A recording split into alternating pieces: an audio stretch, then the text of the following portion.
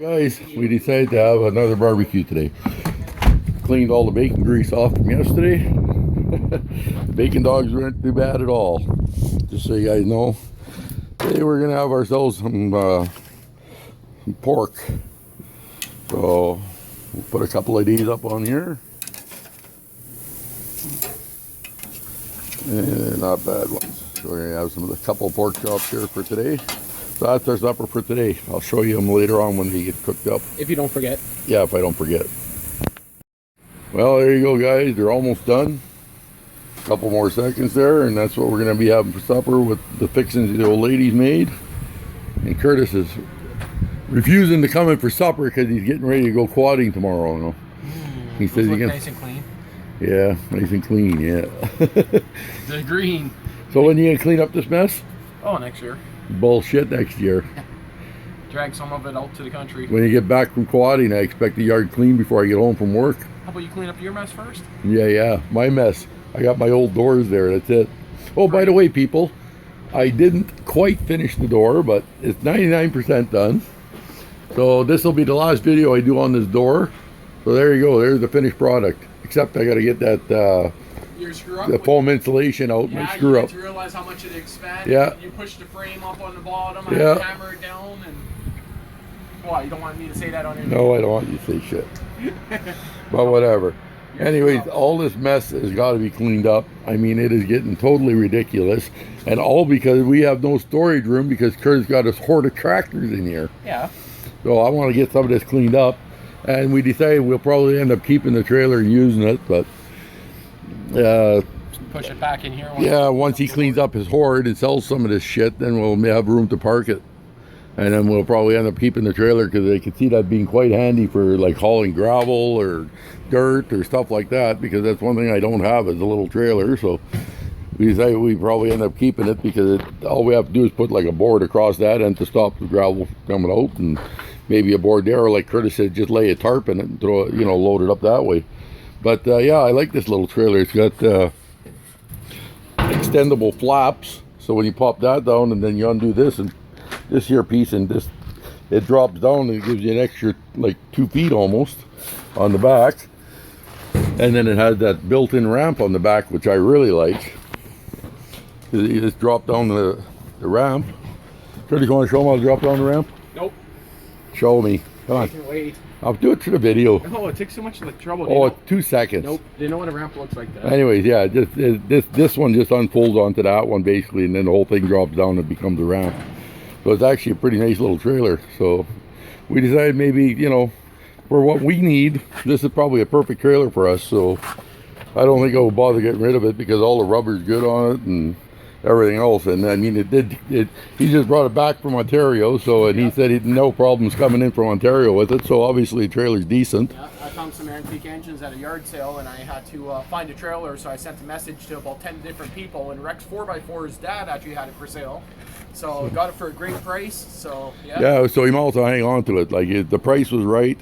It's a nice looking little trailer. It can be really useful for what we need because we both drive these little Ford Rangers. His is a 2011, mine's a 2003, but we both got little boxes on our trucks. But I mean, this trailer would be a lot handier for hauling some stuff around because we can.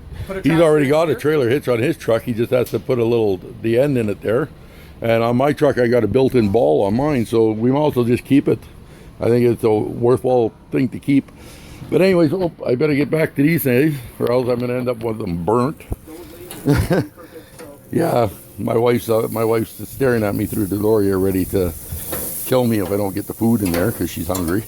But anyways, there you go, guys. That's going to be our supper. So, it's on. Yes. Okay. Okay. You finally figured out how to turn on your flash. It took you that long to figure it out. Yeah, I wanted the light on it because it's a little bit dark in this corner. But anyways, it's 2 in the morning now.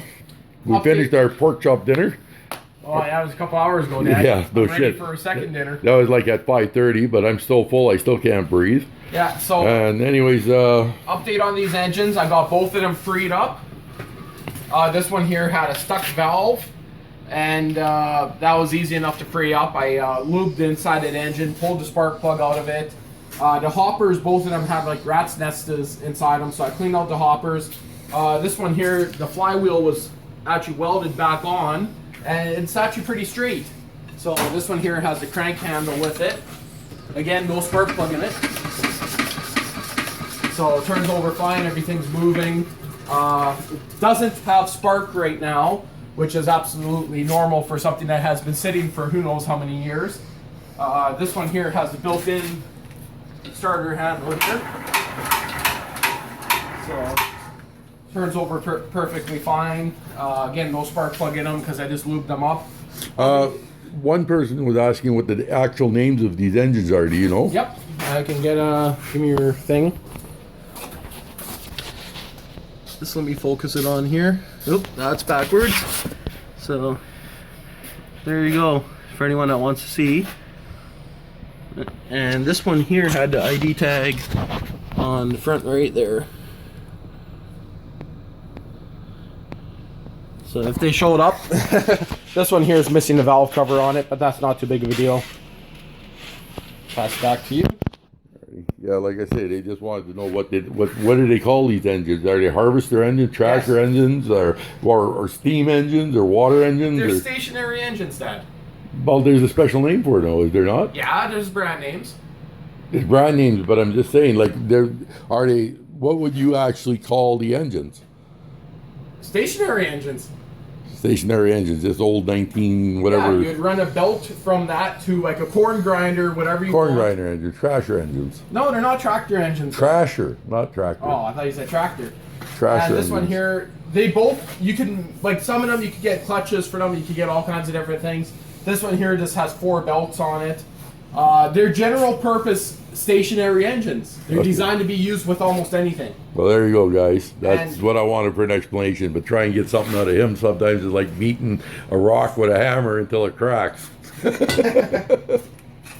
there'll probably be videos up on my YouTube page probably next week. Again, none of them have spark right now. Oh, by the way, YouTube channel for those who don't know. They know. Well, just in case for the ones that don't know, is there you go. Right there. Starpuss. www.toxicredneck.com. It's a direct link to my YouTube channel. So there you go. So that's who's doing the talking here, but yeah, just so you guys know, that's my son Curtis.